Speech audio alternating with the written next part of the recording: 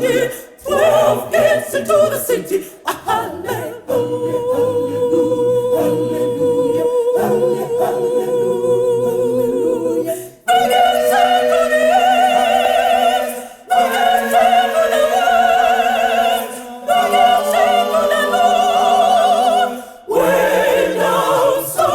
Making it 12 gets into the city. Hallelujah, hallelujah, hallelujah, hallelujah. Sing out the singing, and sing to Santa Claus boy, and sing out into Jerusalem, to meet him in the air, making it 12 gets into the city. Hallelujah,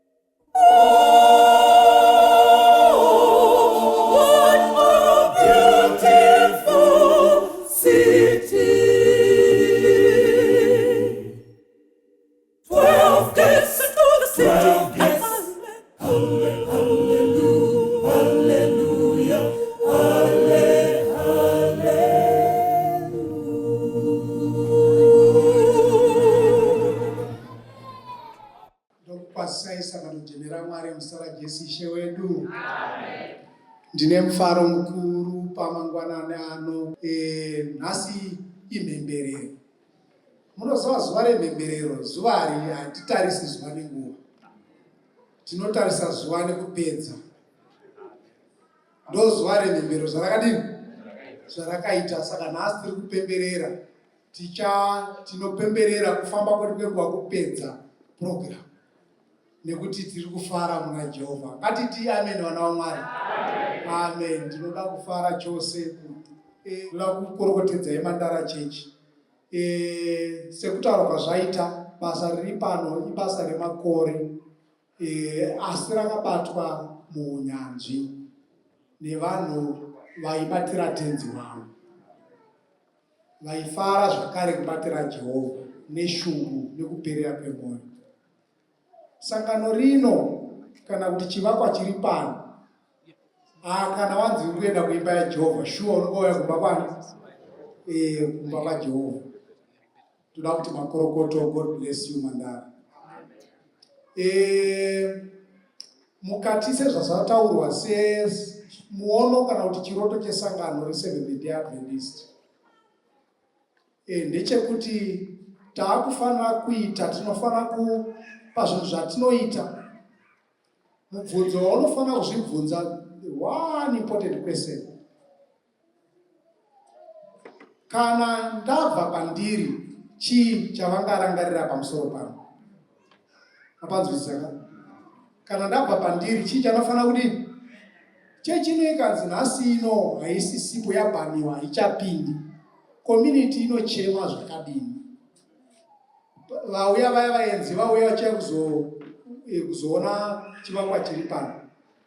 Tiri kutarisira kuti tive nemachechi ekuti kana kwanzi kwarambidzwa kuti chechi yakurambidzwa, vanhu havachatenderwi kupinda. Community ndo inofanira kuita noise neutungamiri vakati iyi ngaivhurwe. Muona nyaya yaDhokasi. Dhokasi vakauya vahedheni vakanga varipo vakati uya anofanira kutomuka, Peter ona zvekuita, munhu wedu tinomuda. Peter had no option. Kwakuita reso naMwari kuti ngadino ngaamuke nekuti panapa ndinotakwa nemapo. Ende Dhokasi akamuka nekuti akanga ane zvinhu zvaaita zvinobatika mucommunity. Saka semasabata, course I want to challenge every one of us, wherever we are, kwatabva tichiuya pano, do something that the community will remember you. that panamba chakuti close, so there lives somebody. That somebody is not somebody when they come to church. They must begin at what? At home. Chikristu wema wedu unofana kutangira kumba, wosvika papi, wosvika pano. So ndoda kukutendai chose mandara nekubvuma kuteerera izwi raJehovha tichivaka this center of influence. The idea of center of influence inobva pakuti let's have something that continue to live beyond us. Papanzisa vakavaka solusi hapana kana mupenyu mumwe chete, asi solusi haipo iripo izvozvo. Vakavaka Nyazaro vachiripo, vakatema hoko dzeNyazura hapachina. Same applies to this church in terms of community outreach. I want to applaud Mandara as well. I know, together with the rest of your campus at Glen City, when we shared the issue of center influence, yes, we want something. We go to Glen City, you can see something that lives every day. Kwete chivakwa chinoti vanhu kana vazouya pavanenge vauya kupera kwegore ndo pavanozoona kana kuti pana August. Pamuri kuya muna August ndo pomotanga kutsvaga kuti mune madandemutande muchitanasa nemadzvinyu. Let's have something that continues to work richiita basa raMwari every day of our lives. Mukati memangwanana ano we have a short message, then topinda mudedication. Toda kuchingamidza our retirees who are here and our frontline pastors. Thank you so much. Nekuya hatigoni kurega kutendai nekuya kubasa raMwari. Pakupedzisira ndichakukokai kuti tisangane kuno tizowana nguva yekunamata tichikumikidza chivakwa ichi muruoko rwaMwari. In our presentation this morning, we want to focus on two familiar passages. The first one from one of my favorite passages, Yakanangana dedication, from the book of Chronicles, 2 Chronicles chapter 6. 2 Chronicles chapter 6 is a prayer, Yakanangana dedication. As Solomon is about to dedicate, in chapter 7 we see the dedication. So I want us to focus on this passage. Titarise Vakoronike vechipiri, chapter 6. Mukaverenga kubva pavhesi ya 12, Solomon is praying. Then I'll read from verse 17 to 19. Then go verse tobata tichienda mberi nekuda kwenguva dzedu. Shall we pray? Father in heaven, we are now opening your word. We pray, Lord, that you speak to us in a special way. In Jesus' name, amen. Solomon arikunamata anoti, now therefore, Lord, God of Israel, may your promise that you made to your servant David be fulfilled. And yet, God would truly reside on earth with human beings. Look, neither the sky nor the highest heaven can contain you. How much less this temple that I have built. Verse 19.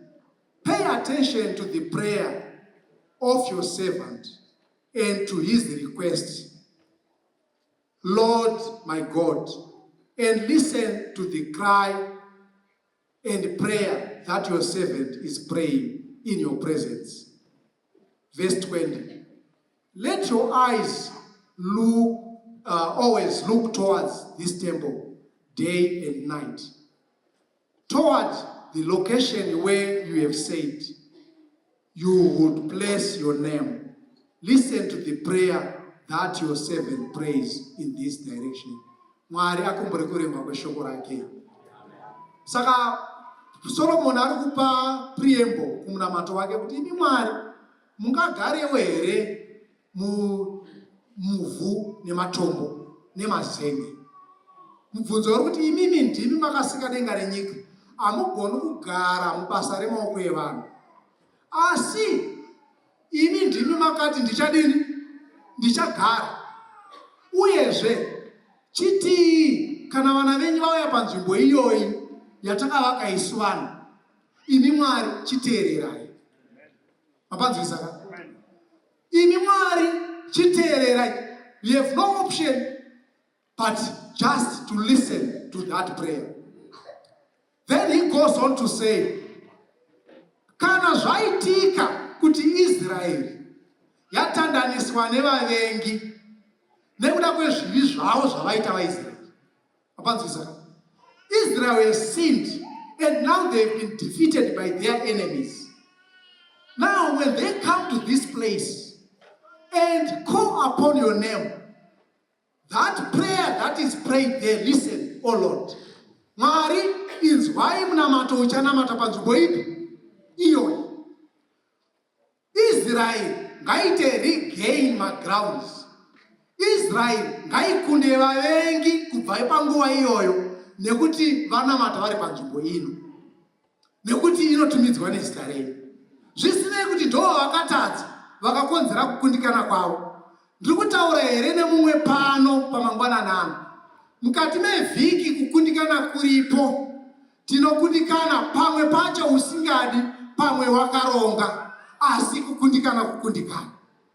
Kana wakundikana kudaro, ndozviri kunzi naSoromoni, kana wayeuka ukati Mwari ndatadza, ndarangarira wouya kuzonamata panzvimbo ino, Mwari inzwai muri kudenga.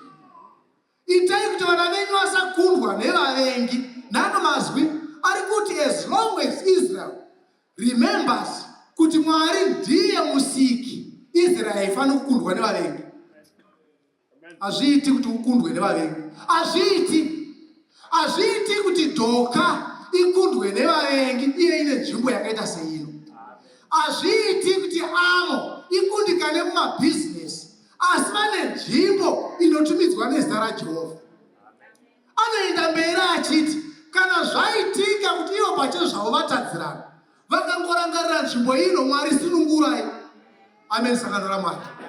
Nzvimbo ino ndo pari kutsvagwa vana vaMwari vanoti ndiri kuenda kuchechi nekuti ndakaremerwa. Taneta nevanhu semapasta vanoti handiendi kuchechi nekuti ndakaremerwa.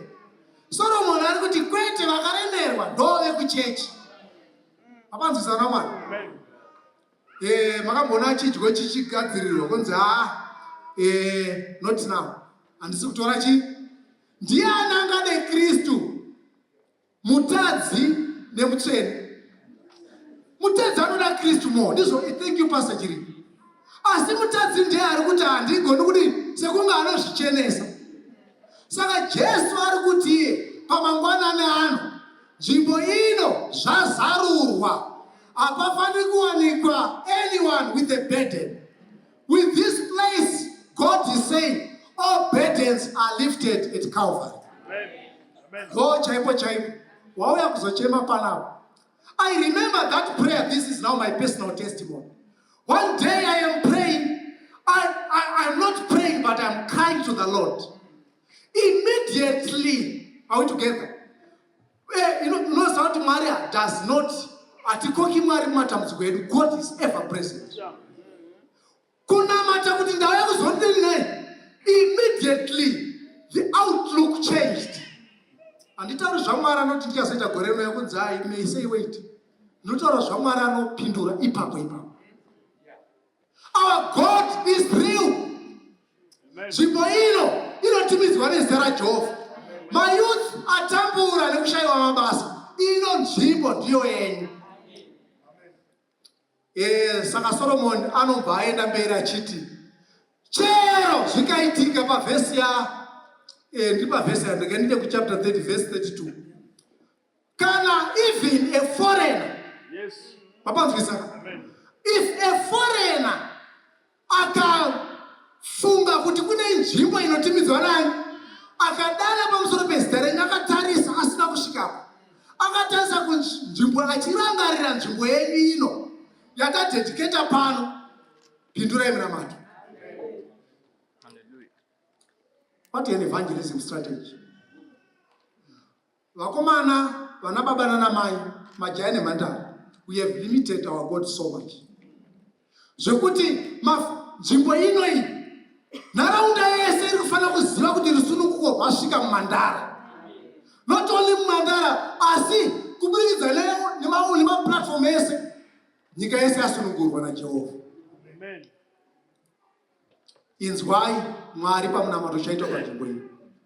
Even a foreigner angouyawo hake akafunga. Ndiri kutaura pamusoro munoziva zvinoitwa naMwari uyu. Ndingatishandisa mavara api ndingatichipasa chikonzi. Mwari anoita sekuti pane vara tinoshandisa kuti manyemwe. Handisi kuti chirungu kune manyemwe here. Manyemwe zvaanoita anodai. Handiti ka? Kwati mazvauzana. Zvaanoita manyemwe anodai so. Right. Unosvika izvozvizvi wauya pamuchato pamandara. Handiti ka? Right. Wombo wasvika wombo wati vanhu vari kupa zvipo wombo wati nhasi ndafara ndiri kupembera neimba yangu. Imba yako the only house. Mapanzwisa. Kuti I'm giving it ndakutoenda kunoroja izvozvi ndapa mwana wani. Musina kutaurana namai mai vokumbukira vachifara une manyemwe. Zvamamusina kudini? Kuronga. Mwari wedu ane manyemwe zvakadaro zvokuti chero wakanga usina kuronga kuti ndichaudza Mwari paunongotaura chete ndatopindira mweya yacho. Ndatovemo. Nyaya ndeyangu. Iyi ndeyangu ndaitora. Chero mamusina kuronga rwendo mese. Akanga asina kuronga naRahabhu. Mapanzwisa. Ndobva Rahabhu angofunga kuti rega ndiakomodete ndirega ndivhurire vanhu vauya. Mwari akati zvatochinja kwaRahabhu. Nhasi ari mugenealogy. Amen ora Mwari.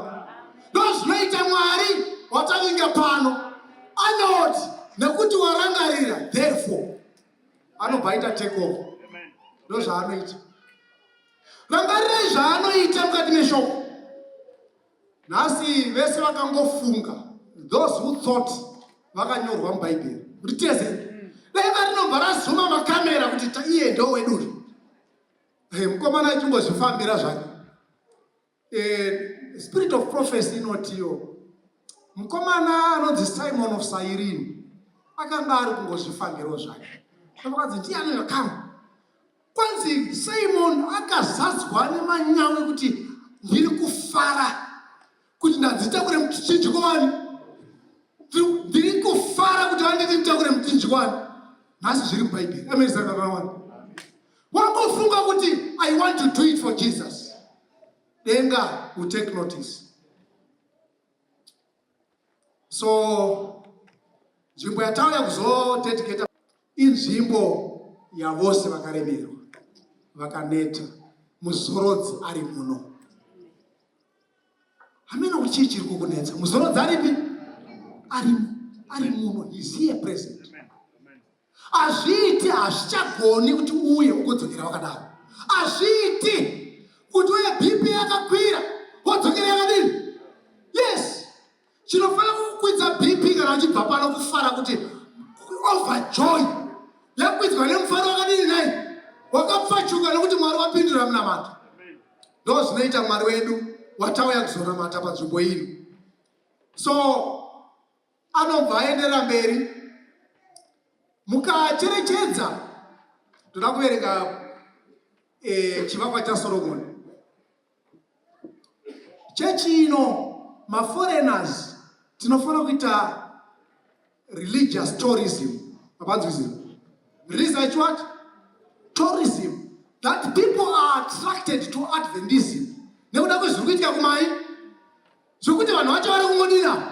Vari kungofara so kumudza kuti vanhu vari kudina. Vanhu ava vakagutsikana. Vanhu voti siku vanhu ava vakasiyana nesu tese. Vomba zvanzi nekuti vanani? Vana Jesu.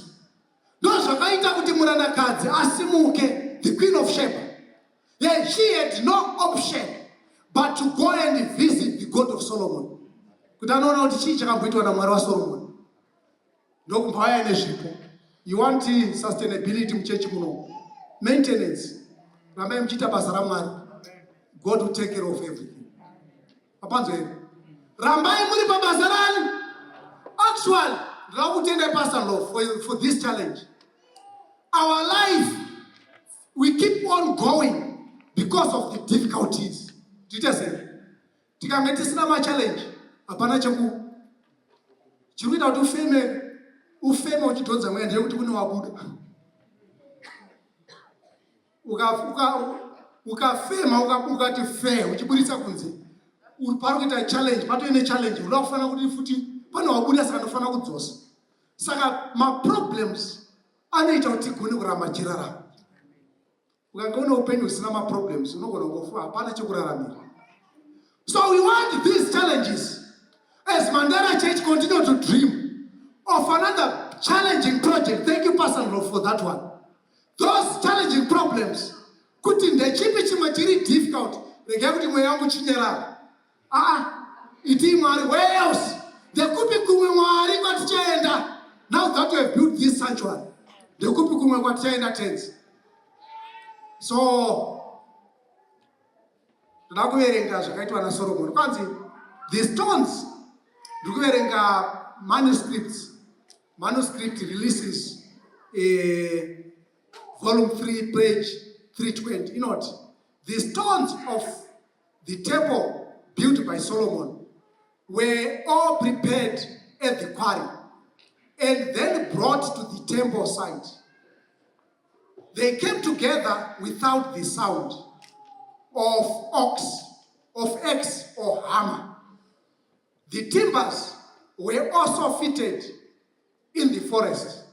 The furniture likewise brought to this house, all prepared for use.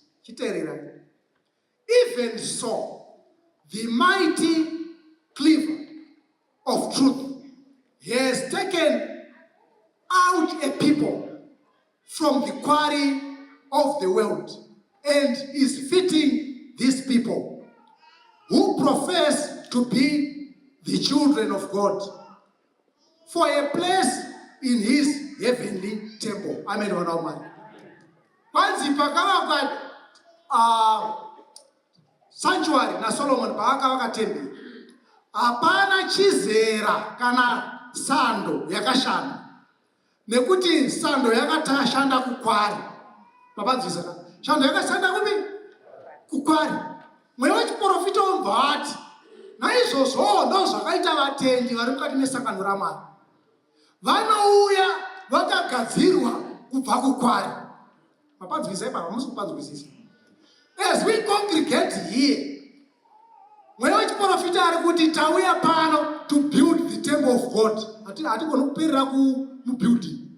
Asi church vanhu, as we have been built together as Mandara Church, united by this building, tauya pano nekuti takachekwa kuKristu na Kristu Jesu.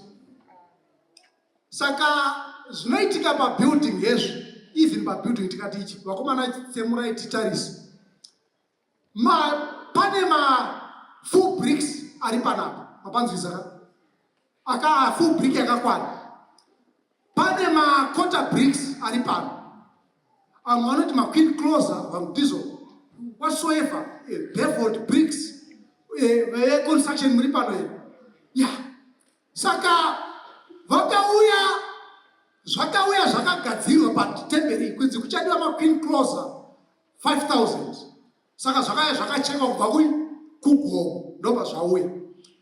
3/4 akauya akadini. Saka hapafaniri kupa isafanira kunzwika sando inorira. Zvaifanira kuya zvakadini. Birita aifanira kuisa chidhina panzvimbo yake. And there was no sound of a hammer. I am saying this morning, we don't need the sound of a hammer at Mandara Church. Now that we have built this church, itai Kristu, the architect, the builder, akarodza vanhu achivabvisa kwavakavatora kunyika, aite perfectly fit each one on his place. Everyone. Those full bricks, yes, full brick here, this also. Makota bricks, makakara kota ne full brick. Let's not the full brick boast, because the full brick cannot finish this building alone. The The church is not complete without a quarter brick. Makambona pane zvimwe zvinoti chisina shape isochi chinogadzirwa nemabhiriti. Chinobva chakadai chobva chanochekwa chobva chanochekwa. Achina shape is needed in this structure. God wants everyone. You have a place. Une nzvimbo yako iri muno. Avene vana vamwari. Nzvimbo yako iri muno. You are part of God's house. Isaiah anobva ati kuna chapter 51. Anobva ati, listen to me, you who pursue righteousness, who seek the Lord. Look to the rock from which you were cut, to the quarry which you were hewn. Mapanzo namani. Tarisai kudombo remakomaka nini?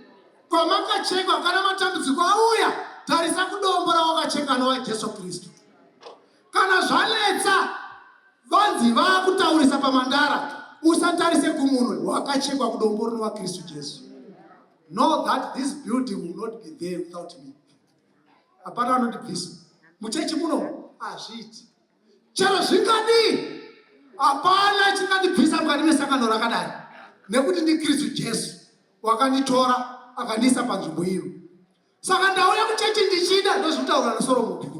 Saka vauye kuchechi ngauye vachidini? Vachiziva kuti vane nzvimbo mukati meimba yaMwari. Be ready to be co-laborers with God. Now we are closing. I want to read one of my favorite passages from Isaiah, Psalm 84. How lovely are your dwelling places, Lord of the heavenly armies. I desire long for the temple courts of the Lord. The Solomon, I desire for the temple of God. My heart and body sing for joy for the living God. Even the sparrow found a house for herself, and the swallow a nest to lay her young. At your altar, Lord of the heavenly armies, my King and God, how happy are those who live in your temple, for they can praise you continually. Amen. How lovely are your dwelling places. Ndinofarira sei nzvimbo yenyu inonzi Sangano repamandara, chechi yenyu. Chivakwa chino ndinochifarira sei. I desire kuti ndive mukati metemberi yanyu yaMwari. Ari kuti chiteerere munzwe zvaari kutaura. Even a little sparrow, kashiri kanonzi sparrow, akazi kashiri ndo kanonzi jesa nokuti ukashandisa semenza zvokuti akana value. Mapanzisa akana value ingatende ingafanana nezvihuta nezvimwe. Saka kaingoshandiswa nhando. Angoda kutaura anotaura pamusoro pesparrow, ada kuchinyira sparrow. Adai sparrow. Bible riri kuti even a little sparrow. Saka kashiri akazvakanoita akavaki matendere musango kanouya kachivakira pamba. Mapanzwa pamba ndo pane mukatarisa kanoona ndikatoepo katoe nevatendere nevana vako pamukatoe nemageneration ipo panapo. Pamunongotanga kuti mapedza kuvaka pane pakanotodini. Kanogona kana kamusike kaundi pamukari mumagata payeudambano. Pamukatoisa vana vako katori matendere mumagata. Hazvina basa kuti pa-state house kanonokandira ipapo. It has found a dwelling what? Place. So kasparo aka akanyanyaenda kunotsvaga chikafu kacho kanorarama kari pabuilding. Ndokati kuti kana mukange muchida kunonzwa kusanga chiti tinotimutsa tinomutsa vanhu kuseni utoyo tiri mudzimba hapana imba isina. Munokadza kachidini tuchiimba matsishiri dzakudini chira muHarare turipi turimo padzimba dzenyu muHarare. Komba saka kanogara akagari chete kanobva kasvika pakuchechenya nekurarira vana vako. Kotoita mageneration votombodivhaida noti michena yekumba kune vari kuvaka uko konotsvagawo dzimwe dzimba dziri kudini dziri kuvakwa samwe yatove mhuri ichidini. Though valueless, akana value ingagona kunzika nevalue yakadai, asi kari kunziko Even a little sparrow kanowana nzvimbo muimba yaMwari.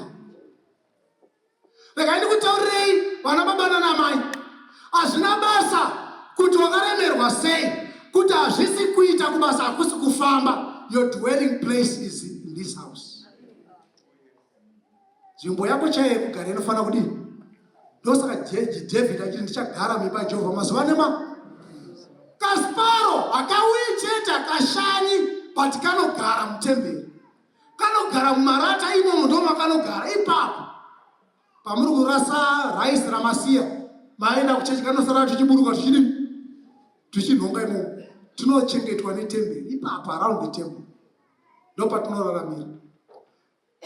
Ndikutaura here neumwe munhu pano pamangwanana. Kunza uko dziya dzinoda kugara umo, hakuna muvhimi anachivhima pamba. Mambanzisa hodai security rine kasparo nekungwara kwako. Vavhimi pari kutora rekeni vanosiya sparo pamba vachina musango nerekeni muhomwe yeudhasaro chete. Takuenda kunodini? Kunovhima. Njiva dziri mumatendere angu dzosora dzichidini? Asiko nekuti kagere muruvazhe, hakana kana harm and danger yakanowana. Kanitoine protection. Those who seek refuge in muchechi muno.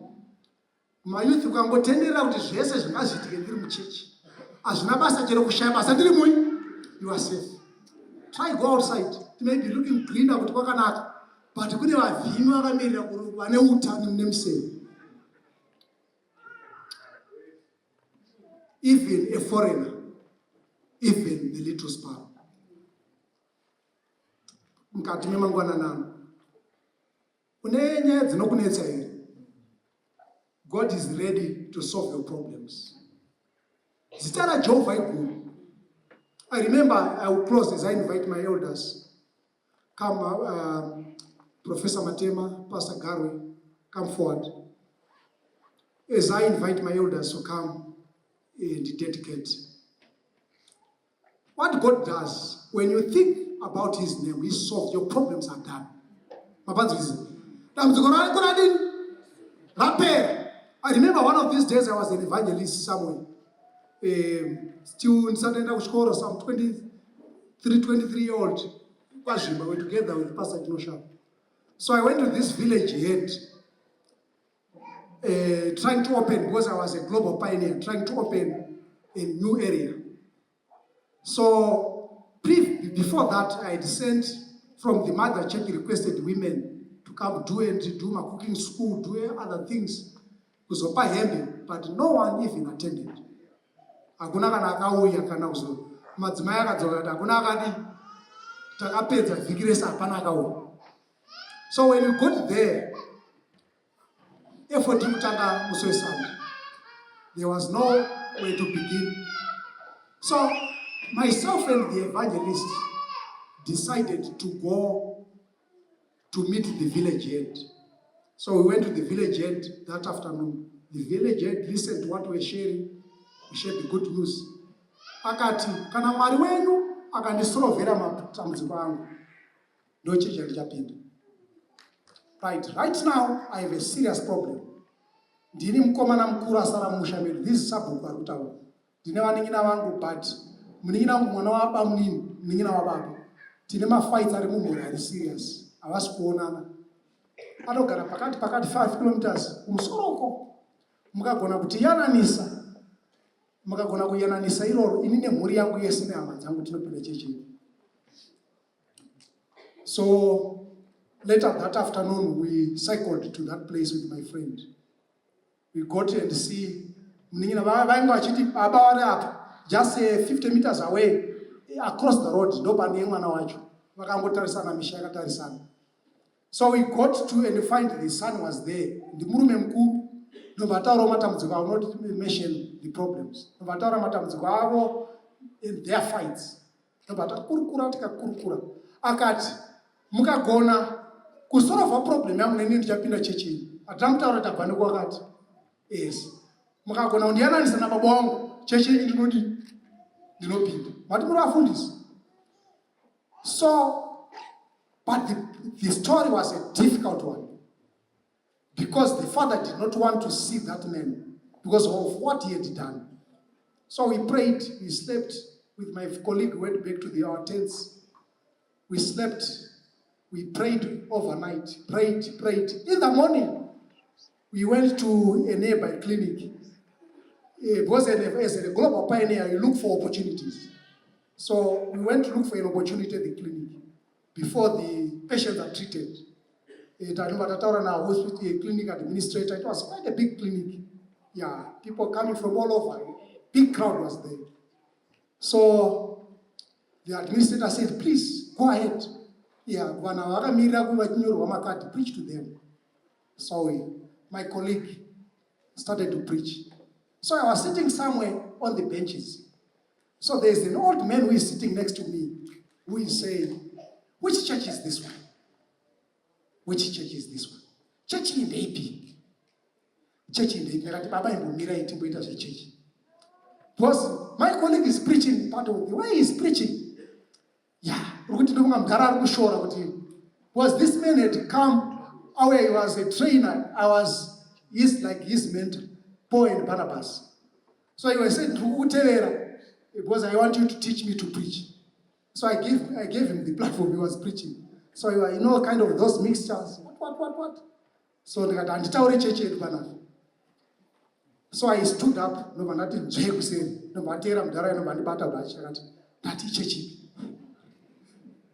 I said, Seventh Day Adventist. Who can see, do not make maskata. That same direction, kwata kuna baba enzi kana mukagona kutaura nawo, ndichapinda chechi. Ndiye murume ari kuti chechi ipi. Saka panosvika pamba pape akati inini I want to be a member of your church. I want to be a member. So sabhuku nemhuri yake yese we baptized them. What am I trying to say? Zita rinonzi Jehovah Mwari kudenga harisiri kutamba naro. When you just think and utter about that name, unozati kunosheka kuti kutaura zita raJehovha chete. Once in the name of Jesus, Satan will flee. Chitezera na Mwari. Nekuda kwezerani. Tangonamata bedzi. Ndikutaura pamusoro paMwari ane simba.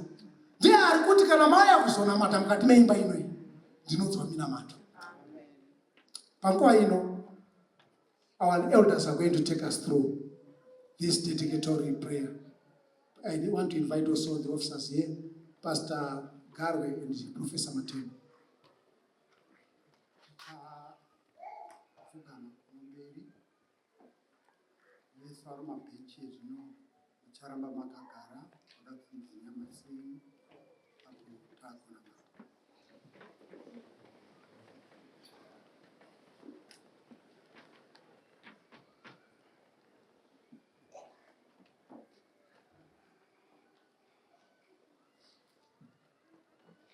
Baba wedu wakanaka vari musorudinga, tinokutendai nerusando rwunotitendera kuti tiuye kwari, rusando rwakakosha rwekuisa imba yenyu ino kwamuri, tichitora imba ino iri imba yamakati imba yewese anenge achida kubatsirwa. Tinotenda imba ino ichazarurirwa murombo mupfumi ari munhamu dzakadini, munomugamuchira sezvaanenge ari, nokuti munoti uyai kwandiri imi mose makaremerwa, mune zvinokunetsai, uyai mutaure kwandiri, ini ndichakunzwai, ndichakupai mhinduro pane izvo zvinokunetsai. Tinotenda kuti pane wakawanda wakamhanyira mukati meimba yakaita seino, wakakuonai, wakakunzwai, wakaona kupindura kwenyu, zvichemo zvavaiunza pamberi penyu. Tauya sesangano renyu, kunyange vamwe vanenge vasiriwe musangano muno, asi vana wenyu. Tinoziva kuti munonzwa minamato yemunhu wese anenge auya pamberi penyu. Saka izvino Baba, tinouya kwamuri, tinokumbira kuti mupindire mukati muupenyu hwedu, mugonzwa zvepakati-kati zvemwoyo yedu, mugova munotipa mhinduro nenguva yakafanira. Chinzwa yenyu Mwari mukati meimba yenyu, mugotipa mhinduro dzakafanira pane izvo tokumbira kwamuri. Tinotenda apo tiri kuendera mberi nemunamato uno. I will do it differently. We are all going to pray. I will use Psalm 136. I will say the narration. You just respond. As people are joining, all of us, we are all joining to praise God. This church we are dedicating is not the important thing. It's people who matter to God that we are dedicating. The church is symbolic of it, and we are the people that God is interested in saving.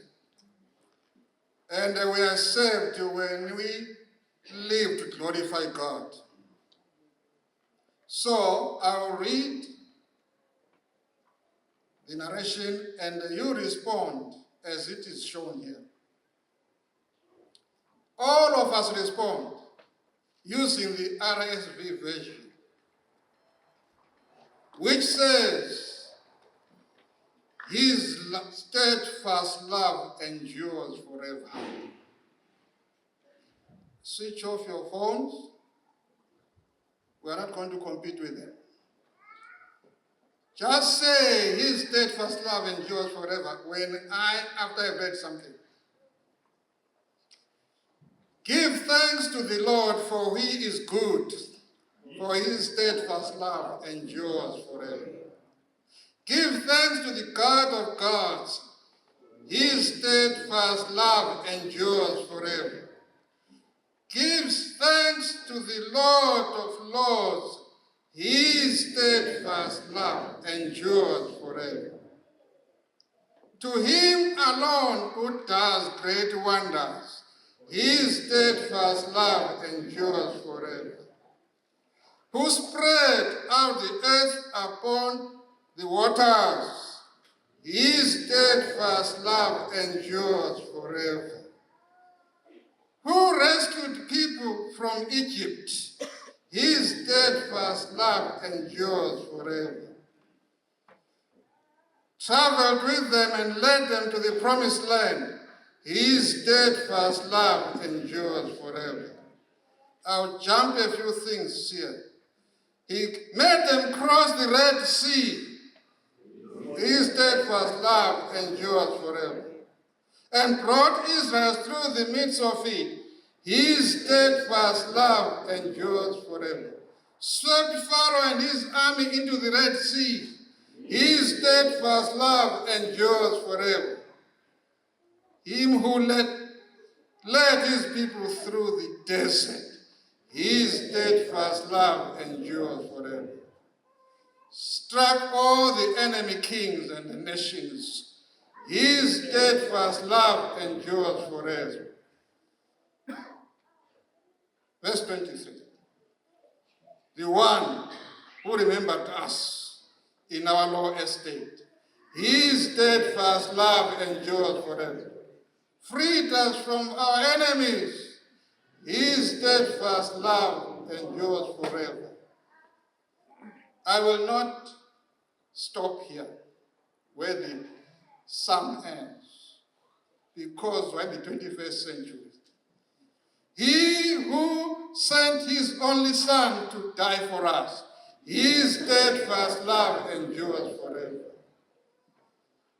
He who brought reformers for His people in the 15th century, His steadfast love endures forever. He who rose a movement called Seventh-day Adventist Church, His steadfast love endures forever. He who brought about a special church called Musara SDA Church, His steadfast love endures forever. Praise God. His steadfast love endures forever. Almighty God of the universe, with your steadfast love that endures forever, you may be silent now. I finish the prayer. Take Musara Church. We dedicate it to you. Take the people of Musara, take the community, take all the neighbors, take all the connections, the conference, the union, and beyond.